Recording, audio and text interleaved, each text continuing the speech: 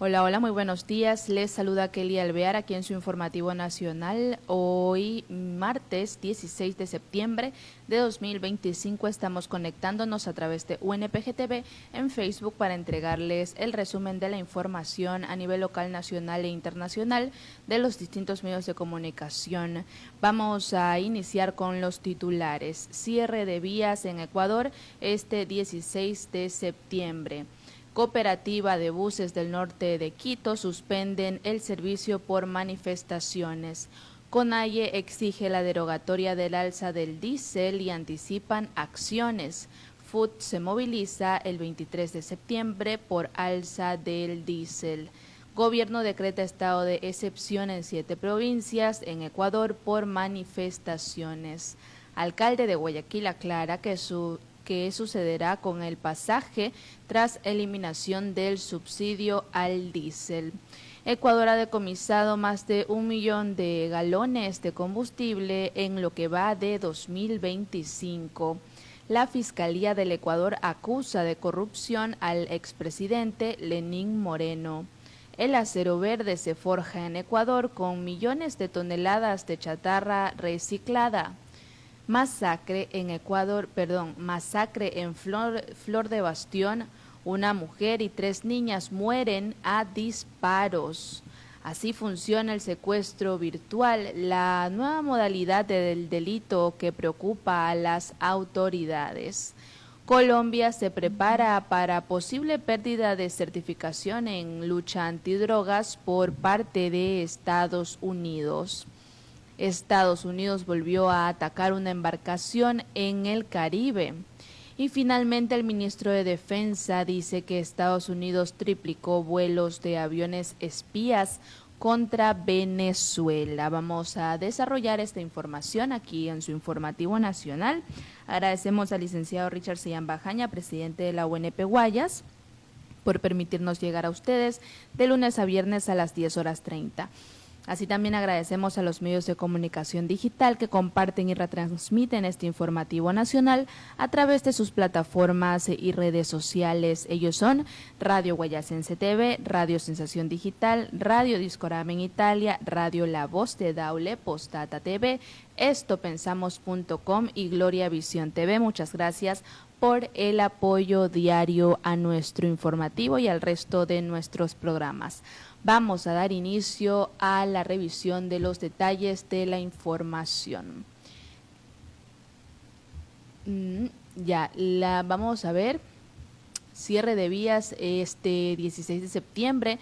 El EQ 911 informa las vías cerradas de este martes 16 de septiembre por las manifestaciones contra el subsidio del diésel. Aquí estamos viendo una foto de la manifestación en Calderón, gracias a una captura de TikTok de John Darwin. Vamos a ver, limpieza en la Panamericana Norte, cerca del peaje Oyacoto, empiezan con el proceso de limpieza para apertura de la vía. También en Carchi está cerrada la vía Julio Andrade Huacas, San Gabriela Bolívar, Bolívar Piquiucho, Tulcán, Julio Andrade. En Quito, la Panamericana Norte. En el sector Calderón está cerrada la Panamericana Norte y Leonidas Proaño a 1 kilómetro del peaje de Oyacoto aproximadamente. Si va al aeropuerto, tome rutas alternas como la ruta Viva. En Pichincha también la vía Quito-Guayabamba reporta cierre. Eso es lo que tenemos hasta ahora por parte del medio lahora.com.es. Con respecto a este mismo tema, metroecuador.com.es nos indica que la cooperativa de transportes Flota Pichincha, que cubre rutas que conectan Calderón y otras zonas del norte de Quito, ha decidido suspender su servicio este 16 de septiembre. Esto se debe a que las manifestaciones que se han dado al momento en varios puntos del norte de la capital en sus redes sociales comunicaron que por el cierre de vías, por protestas, dejamos de prestar el servicio, dicen textualmente. Esta medida estará vigente hasta que se den las garantías necesarias para poder circular. En los comentarios de esa publicación, los usuarios manifestaban que la vía a San Miguel del Común, los manifestantes quemaban llantas. Seguimos con la información con respecto a este tema y por otra parte la CONAIE exige derogatoria del alza del diésel en Cuenca, donde se encuentran apoyando a la marcha por el agua los dirigentes de la Confederación de Nacionalidades Indígenas del Ecuador, CONAIE, anunciaron este 16 de septiembre de 2025 que se instalarán en asambleas territoriales permanentes en contra de la eliminación del subsidio al diésel. Además, convocaron a una asamblea extraordinaria para el 18 de septiembre a las 10 horas. Textualmente dicen: realizaremos esta asamblea con todas las estructuras organizativas de la CONAIE, tanto de la costa, sierra y Amazonía, para que las bases tomen decisiones ante la situación crítica que atraviesa el país, anunció Marlon Vargas, presidente de la organización. Vargas anunció las decisiones que hasta el momento han adoptado los dirigentes de la CONAIE en contra del alza del precio del diésel. Textualmente dicen, convocamos a la unidad nacional, las comunas, comunidades, federaciones, organizaciones, nacionalidades, toda la estructura del movimiento indígena. Exigimos al gobierno nacional de Daniel Noboa la derogatoria inmediata del decreto 126 que perjudica al sector empobrecido al pueblo ecuatoriano. También, finalmente dijo, apoyamos a todos los hermanos que se encuentran movilizados en todo el territorio nacional, porque con esto de quitar el subsidio al diésel nos quita más de $1.000 millones, que ha sido una política pública que todos los gobiernos de turno han venido respetando. Guillermo Churuchumbi, coordinador nacional de Pachacutic, recalcó que la decisión del presidente agravará la crisis económica, política y social que vive Ecuador, por lo que convocó a las organizaciones sociales para que se unan a la jornada de protesta. Textualmente dijeron: hacemos un llamado a todas las organizaciones sociales populares a una gran jornada de unidad en los territorios locales a nivel nacional, unirnos en esta gran jornada de lucha por la defensa de la vida, afirmó el señor Churuchumbi, coordinador nacional de Pachacutic.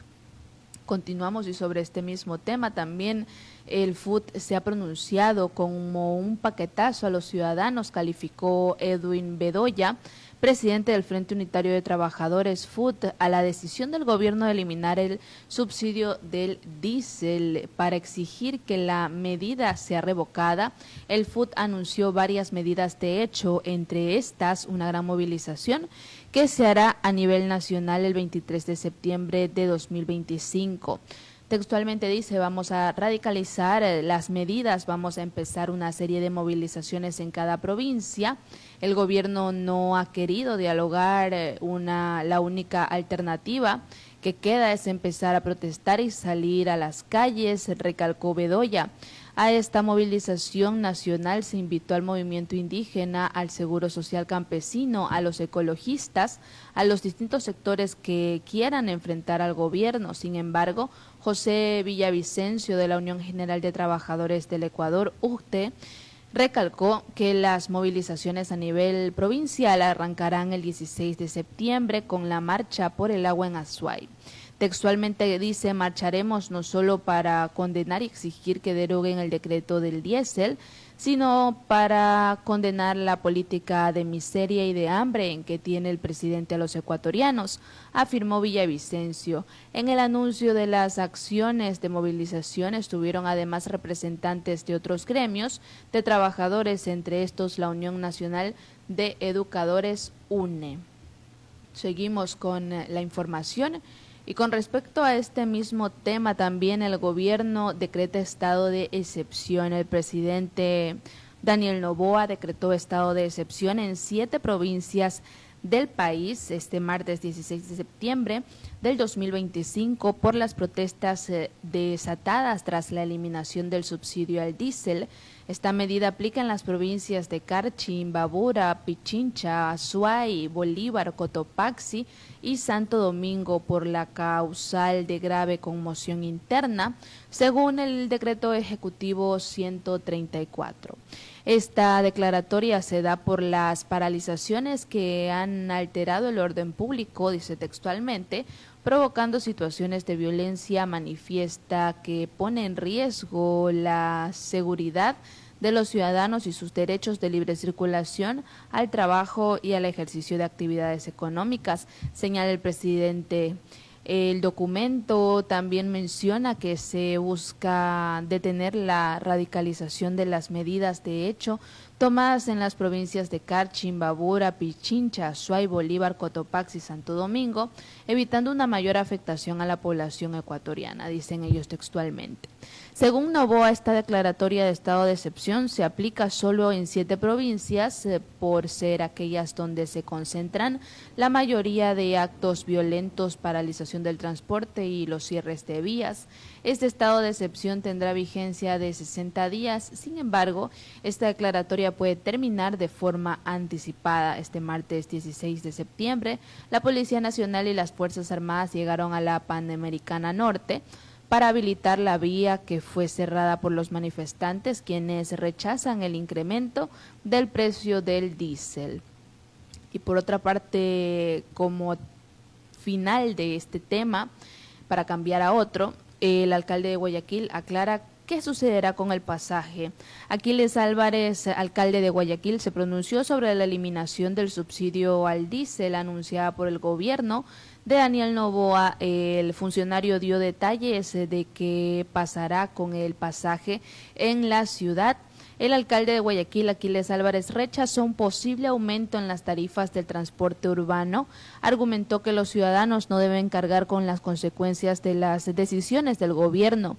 Los guayaquileños no van a pagar por ninguna mala decisión del gobierno, dice textualmente, más aún con esta economía totalmente afectada. Así que la decisión es no se sube el pasaje y eso ya lo saben los transportistas en Guayaquil. Afirmó esto en respuesta a declaraciones del ministro de Transporte Roberto Luque en una entrevista a Ecuavisa. En un video difundido en redes sociales, Álvarez detalló que el municipio trabaja en una planificación que contempla 2 categorías de transporte popular y ejecutivo. Según las declaraciones, la clase popular mantendría la tarifa actual de 30 centavos de dólar, mientras que la ejecutiva de carácter opcional podría costar 45 centavos. Sin embargo, esta última tarifa estaría sujeta a la aprobación del Consejo Municipal y a una inversión significativa por parte de los transportistas en nuevas unidades equipadas con aire acondicionado y Wi-Fi, explicó. Textualmente te dijo también que para que eso se aplique, primero que nada tendría que terminar de socializarse y los transportistas tendrían que hacer una inversión importante para nuevas unidades, precisó.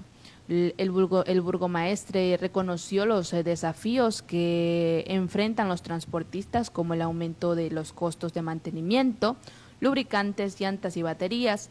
No obstante, enfatizó que la prioridad es el bienestar de los guayaquileños, cuya economía está totalmente golpeada, dijo. El municipio no va a ser cómplice de las malas decisiones del gobierno, terminen golpeando al bolsillo de la gente. Que quede claro, no vamos a subir por nada del mundo el pasaje, reiteró el señor Álvarez. Sobre la posibilidad de compensar a los transportistas, Álvarez explicó que aunque el municipio cubre 15 centavos en el sistema de Metrovía mediante la tarjeta, extender esta medida al transporte urbano con 1.6 millones de usuarios diarios es inviable debido a las limitaciones financieras. Textualmente dijo, nos encantaría compensar unos 15 centavos en el transporte urbano, pero es imposible, no dan las finanzas del municipio para eso, señaló. En la actualidad existen casi 2.600 buses urbanos en Guayaquil, de los cuales solo el 5% podría acogerse a la clase ejecutiva en un futuro, explicó Álvarez. Finalmente, el alcalde instó al gobierno nacional a resolver sus propios problemas sin trasladar la carga a los ciudadanos. Textualmente dijo: señor ministro, señores del gobierno, arréglense con sus temas, no le pasen esto a los guayaquileños que están totalmente golpeados en su economía, concluyó.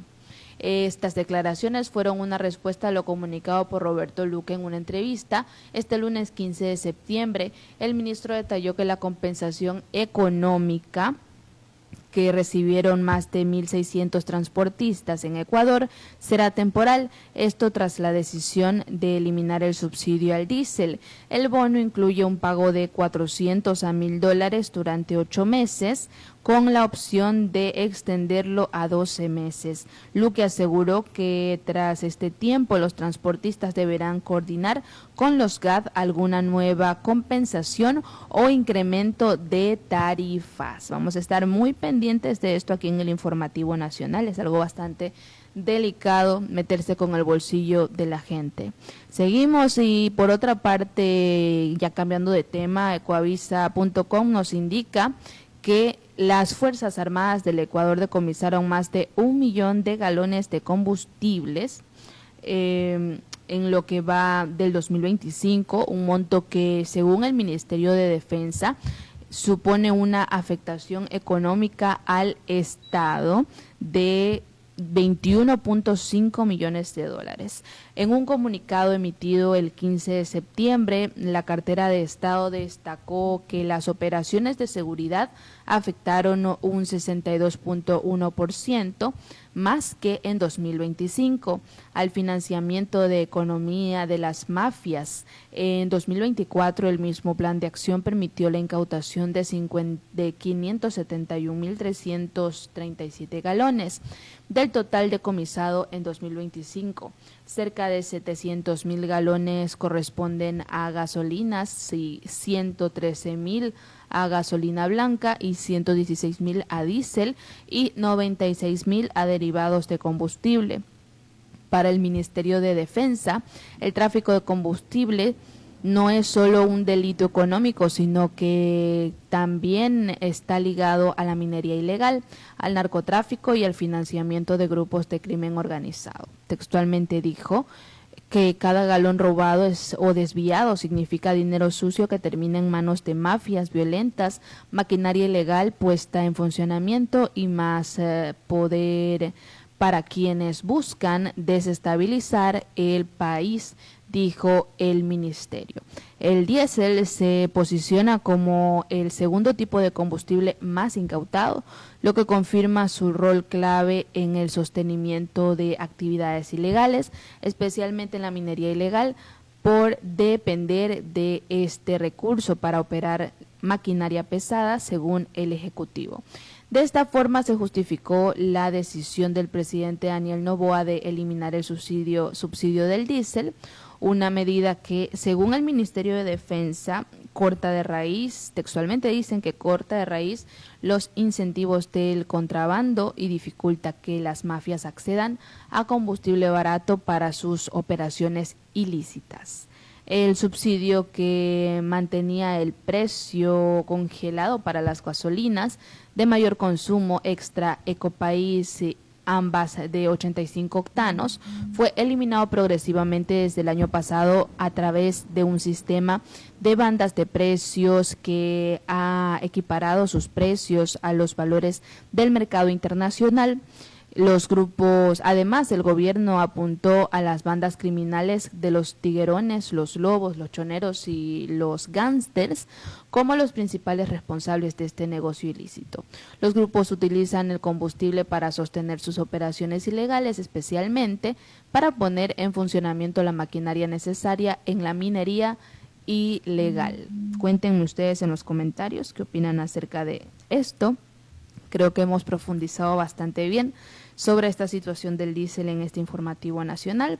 Vamos a continuar ahora sí cambiando de tema, y RFI nos indica que Entre los 24 procesados por el caso Sinohydro están la esposa y una hija del exmandatario quien gobernó entre 2017 y 2021, Moreno, quien también fue vicepresidente del socialista Rafael Correa, de quien se distanció tras sucederle en el poder. El expresidente vive desde 2021 en Paraguay, donde se desempeña como comisionado de la Organización de Estados Americanos, OEA, para asuntos de discapacidad. En 2023, un juez le dispuso presentarse periódicamente a las autoridades mientras continuaban las investigaciones. Este lunes, la Fiscalía presentó el dictamen acusatorio contra los 24 procesados, entre ellos el ex vicepresidente Lenín Moreno, por el presunto delito de cohecho, señaló la institución en su cuenta de X. La audiencia continuará este martes, cuando se espera que un juez de la Corte Nacional determine si llama o no a juicio a los implicados, entre los que también están los hermanos Moreno, un empresario allegado al exmandatario y el ex representante de Sinohydro en Ecuador. De acuerdo con la Fiscalía, Moreno participó de una presunta red de corrupción que operó desde 2009 hasta 2018 en torno a la construcción del proyecto hidroeléctrico Cocacodo-Sinclair, localizado entre las provincias amazónicas de Napo y Sucumbío, al este del Ecuador. La firma china Sinohydro, a cargo del proyecto, habría entregado coimas de 76 millones de dólares a cambio del contrato para la construcción de Cocacodo-Sinclair, una obra impulsada en el gobierno de Correa, quien fue condenado en ausencia de 8 años de cárcel por corrupción. Moreno niega las acusaciones y ha descartado pedir asilo en Paraguay. Continuamos, y por otra parte nos indican que el acero verde se forja en Ecuador con millones de toneladas de chatarra reciclada, según ecuavisa.com. Más de 2.5 millones de toneladas de chatarra han sido recicladas en los últimos 15 años en Ecuador.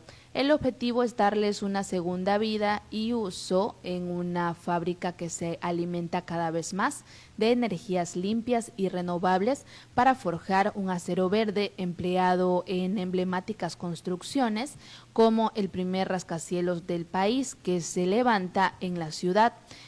A la planta de laminados de la siderúrgica ecuatoriana Novacero, ubicada en la localidad andina de Lazo, en la provincia de Cotopaxi, llegan a diario camiones de chatarra adquirida a una red de microempresarios de reciclaje, quienes operan en colaboración con más de 90 puntos de reciclaje en 900 pequeñas bodegas a nivel nacional. Este modelo de negocio, que lleva el lema de "la chatarra no es basura", beneficia a más de 12,000 personas en el país. Textualmente dicen: compramos todo en la chatarra, bicicletas, refrigeradoras, vehículos, y dentro de este viene caucho, vidrio, plástico, explica a EFE el gerente general de la compañía, Ramiro Garzón, sobre el proceso para obtener el material ferroso y clasificar el no ferroso. Apilados en montañas de amasijos de hasta 15 metros de alto, se observan pedazos de camiones, partes de motores, cables, piñones, tanques y tubos, entre otros elementos depositados por los camiones, tras pasar por arcos para descartar cualquier tipo de radioactividad. En el proceso de fragmentación se muele la chatarra, separando el material no ferroso, que va a la planta recuperadora de residuos. Luego se separa cobre, bronce, aluminio, plásticos, esponjas, partes electrónicas e incluso tierra, que normalmente se mezcla con óxido de hierro para obtener el combustible derivado de residuos, CDR, usado por las empresas de cemento en lugar del carbón coque virgen. Así, lo que antes era desperdicio se convierte en subproductos que ahora se exportan a Turquía, China, entre otros países. Seguimos con la información y por otra parte en Guayaquil hubo una masacre en Flor de Bastión. Una mujer y 3 niñas mueren a disparos. Una mujer de 31 años y sus 3 hijas de 14, 12 y 11 años fueron asesinadas a disparos dentro de su vivienda en Flor de Bastión, al noroeste de Guayaquil. El ataque dejó con vida únicamente a una bebé de 2 años, quien presentaba golpes y fue rescatada por un niño de 10 años, familiar de las víctimas. Según el menor, varios hombres armados ingresaron al domicilio y dispararon contra las víctimas. La policía fue alertada inmediatamente y se trasladó al lugar para iniciar las investigaciones. El hecho ocurrió en el bloque 6, un callejón sin salida, sin alumbrado, de difícil acceso. La policía halló indicios balísticos, solicitó apoyo de criminalística y DINASET y trasladó los cuerpos desde la segunda planta al vehículo de medicina legal. Se presume que el ataque iba dirigido contra el esposo de la mujer, quien resultó herido. Una de las menores creía estar embarazada. Esta masacre ocurre menos de un mes después de otro asesinato familiar en el bloque 5 de Flor de Bastión. La policía continúa con las investigaciones y hasta el momento no se reportan detenidos. Seguimos con más información y ya también nos dicen cómo funciona el secuestro virtual en ecoavisa.com. Juan Carlos, como llamaremos a este fotógrafo, habla del rapto que sufrió uno de sus colegas de trabajo cuando acordó realizar una sesión de fotos a una persona que lo contactó a través de redes sociales, pero cuando llegó al sitio lo secuestraron y lo asaltaron. Aquí tenemos un reporte de ecoavisa.com que vamos a ver en este momento en pantalla. Por medio de redes fue que lo contactaron. Como no contestaron los familiares para un rescate, obviamente económico, y se le llevaron los equipos. Juan Carlos, como llamaremos a este fotógrafo, habla del rapto que sufrió uno de sus colegas de trabajo cuando acordó realizar una sesión de fotos a una persona que lo contactó a través de sus redes sociales. Pero cuando llegó al sitio, lo secuestraron y asaltaron. Los equipos más o menos, si no recuerdo mal, fueron casi como $3.000, 2.500, 2.800. En mi caso, yo siempre verifico de las personas que requieren mi servicio y acudo más a los que son recomendados. Según el coronel Mario Centeno, comandante nacional de la Unidad Antisecuestros y Extorsión de la Policía, se trata de una nueva modalidad de rapto adoptada por los delincuentes a la que denominan el secuestro virtual. ¿Y qué de esto? Que muchas personas son contactadas a través de redes sociales para contratar sus servicios profesionales.